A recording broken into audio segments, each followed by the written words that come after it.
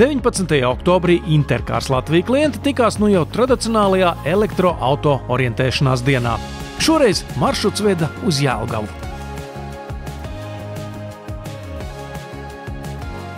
Šis ir 3. gads, kad Intercars kopā ar Delfi rīko elektroauto orientēšanās dienu. Mērķis ir saviem labākajiem biznesa klientiem, kas ir saistīti ar e-mobility risinājumiem, dot iespēju notestēt to un vispār pašiem saprast praksē, kas ir tās jaunākās elektroauto mašīnas un kādas ir tās jaunākās tendences. Viena no šādām tendencēm ir ievērojami lielāka sniedzamība un ātrāka uzlāde. Ja par tehnoloģijām runājam, tad pirmajā gadā mēs priecājāmies, ja auto range ar vienu uzlādi ir ap 400 km, tas jau bija kolosāli. Tad šobrīd jau tas ir kā minimāls standarts, un ka tas kilometru skaits, ko var nobraukt ar vienu uzlādi, ir tuvāk 500 un jau 600 km. Lai gan iepriekšējais elektroauto orientēšanās pasākums notika tikai pirms gada, gandrīz visi modeļi šeit bija jaunums.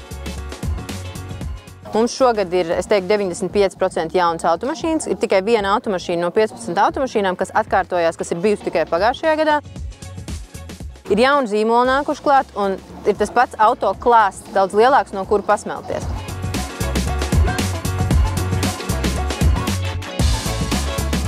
Man liekas, šis ir ļoti superīgs formāts ar to, ka tev ir ne tikai braukšana, bet ka tev ir arī paralēli visādi uzdevumi. Piemēram, šeit tagad trasē.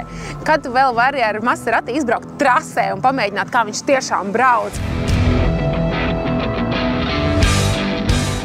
Turklāt šoreiz organizatori nolēma neaprobežoties tikai ar vieglajiem elektromobīļiem, paplašinot klāstu kā uz vienu pusi, proti divriteņu spēkratiem, tā arī uz smagsvariem, tātad elektriskajām kravas automašīnām.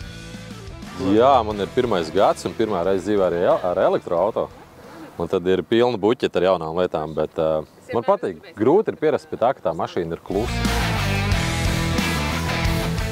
Intercars elektroauto orientēšanās dienu tradicionāli atbalsta autodaļu un tehnoloģiju milzis Delfi. Delfi kā daļa no Fini korporācijas fokusējas uz tehnoloģiju un sistēmu izstrādi elektromobīļiem un hibrīdiem.